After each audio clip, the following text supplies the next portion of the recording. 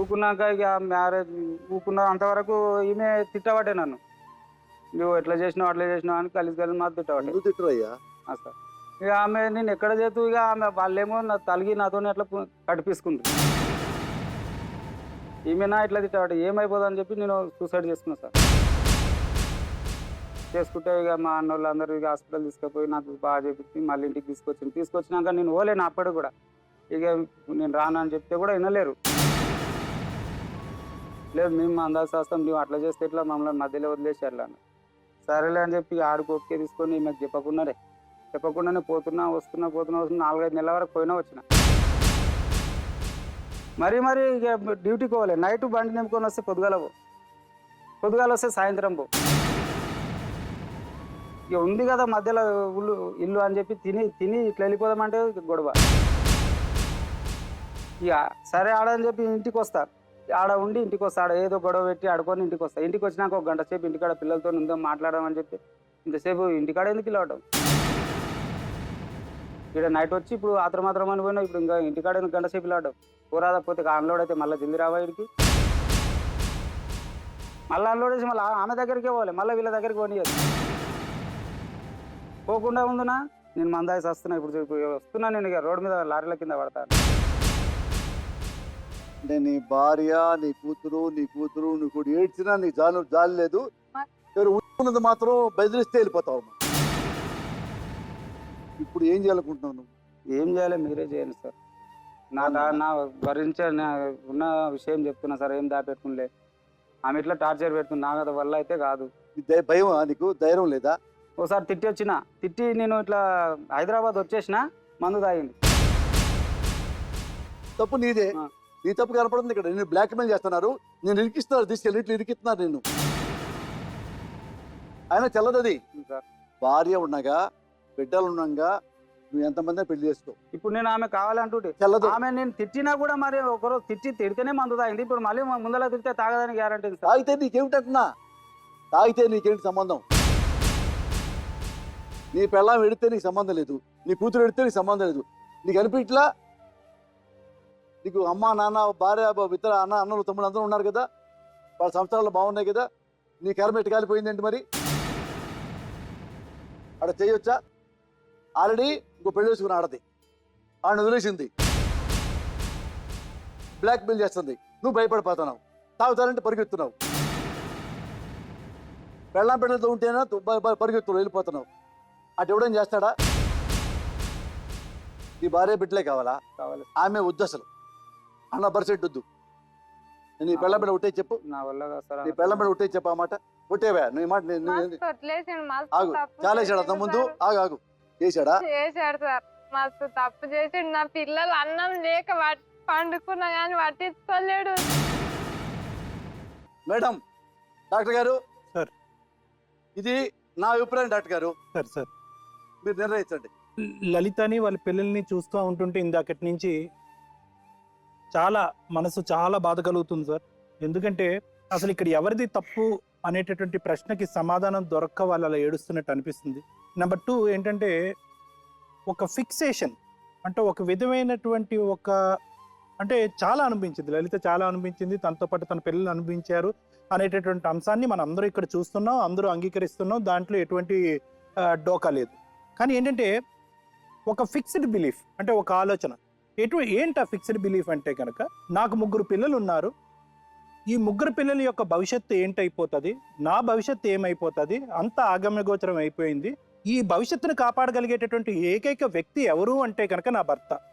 అంటే ఇది ఫిక్సేషన్. అంటే ఈ రోజుల్లో ఇటువంటి పరిస్థితుల్లో ఉండేటటువంటి ఆడవాళ్ళకి నేను అనుకోవటం ఒక తప్పుడు ఫిక్సేషన్, ఒక ఫాల్స్ బిలీఫ్.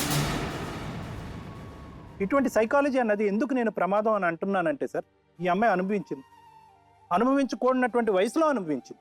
మానసికంగా ఇరిగిపోతున్నటువంటి పిల్లల్ని నిలబెట్టగలిగేటటువంటి సత్తా ఒక స్త్రీకి ఉంటుంది. అంటే తండ్రి పాత్ర తల్లి పాత్ర ఈ 2 పోషించగలిగేటటువంటి సత్తా ఒక స్త్రీకి ఉంటుంది. నువ్వు ఈ రోజు సార్ ముందు ఇలా ఏడుస్తున్నావని నేను అనుకోవట్లేదమ్మా. 24/7 24 గంటలు వారానికి 7 రోజులు నువ్వు ఇలాగే ఏడుస్తూ ఉంటావు.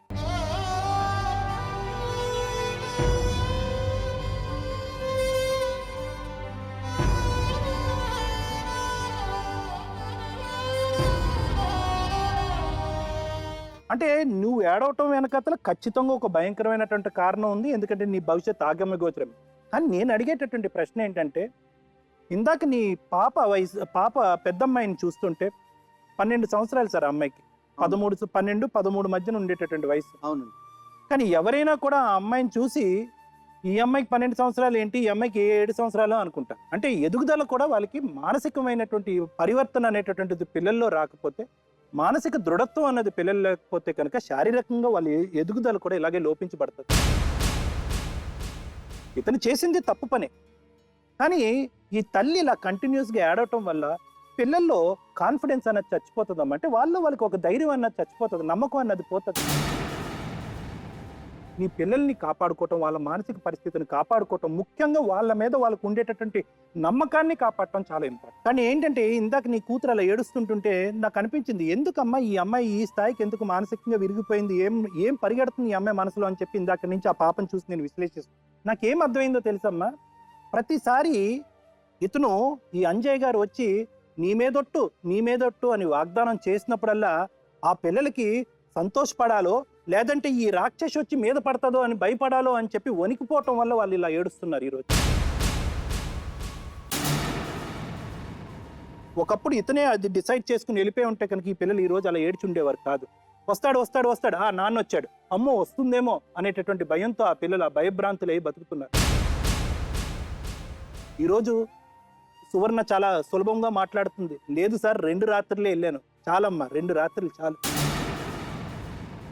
నువ్వు ప్రవర్తించేటటువంటి తీరు, నువ్వు ఆ పిల్లల్ని భయపెట్టేటటువంటి విధానం, పద్ధతి చూస్తుంటే కనుక బహుశా 2 రాత్రులు అక్కర్లేదు, నీ విశ్వరూపం చూడటానికి బహుశా 1 రాత్రి ఇచ్చినా కూడా వాళ్ళకి చాలు, వాళ్ళ జీవితాంతం మెంటల్ పేషెంట్స్ అయిపోతాను. అంటే ఆ విధంగా ఆ పిల్లల్ని పరిస్థితుల్ని నువ్వు షేక్ చేసేసావు, వాళ్ళకి ఒక దిక్కు మొక్కు లేనటువంటి పద్ధతిని క్రియేట్ చేస్తావు. జీవితం అంటేనే భయం కలిగించేటటువంటి విధంగా వాళ్ళ మనసుల్ని కంప్లీట్గా విరగొట్టేస్తావు. ఇందాక అంజయ్ని చూస్తుంటే నాకు ఒక విషయం గుర్తొస్తుంది, అంటే అనిపిస్తుంది సార్. ఇందాక మీరు ఒక చాలా మంచి మాట అన్నారు, ప్రేమిస్తున్నాడా ప్రేమించట్లేదా ఎవరిని, సువర్ణ గారు. నేనేమంటానంటే స్టార్టింగ్లో ప్రేమించాడు, ఇప్పుడు భయంతో ప్రేమిస్తున్నాడు. నెంబర్ 2 ఏంటంటే సార్, నిజాయితీ నమ్మక ద్రోహం ఇవి కూడా మీరే అన్నారు. అంటే ఎక్కడ నిజాయితీగా ఉన్నట్టు అంటే ఇక్కడ చాలా చక్కటి క్యారెక్టరైజేషన్ చేశాడు. అంటే ఏ విధంగా అంటే కనుక అక్కడ నిజాయితీ చూపెట్టాడు స్టార్టింగ్లో నాకు, ఎందుకంటే ఈ గుట్టు ఎప్పటికైనా తెలుస్తుంది, దాచేటటువంటి గుట్టు కాదు. మా ఎదురు బజార్లో ఇల్లు కొనుక్కొని ఆ అమ్మాయిని అడిగావు మరి అప్పుడు? అడిగా, ఎన్నోసార్లు అడిగా. ఏమన్నాడు? నేను ఆ అమ్మాయితోనే ఉంటాను. మా అత్త కూడా అసలు ఏం మాట్లాడదు ఆ విషయం. ఇది నిజమేనా? ఆ అమ్మాయి మటుకు అబద్ధమేనండి, అది మటుకు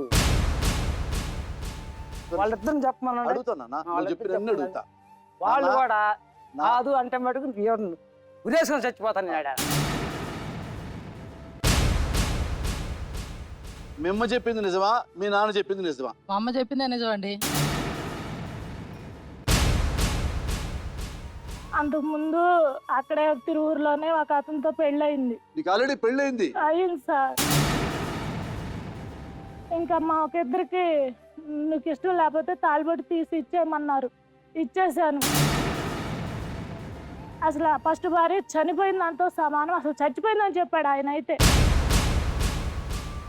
నీ కూతురు బాగుండాలి, నీ కూతురికి ఒక్కొక్క పేర్ల ముగ్గుడే ఉండాలి. నాలుగు మించిపోయి తిరిగి వచ్చిందిగా. ఇప్పుడు ఎందుకు వచ్చింది? తిరిగి అంటే ఎవరితో మనం చూసామా? సిగ్గుండాలి ఆ మాట మాట్లాడడానికి. 70-80 ఏళ్ళ వయసులో ఎక్కడ పోతుందా ప్రపంచం? ఒక ఆడదాన్ని మోసం చేయడం కోసం ఇన్ని నిందలా? రా, నీ కొడుకు నీకు DNA టెస్ట్ చేపిస్తా. నీకు పుట్టపోతే నీ కాళ్ళ క్షమాపణ వెళ్ళిపోయింది. సిగ్గుపడు. మనవడు ముందు కోడలు అన్నందుకు సిగ్గుపడు.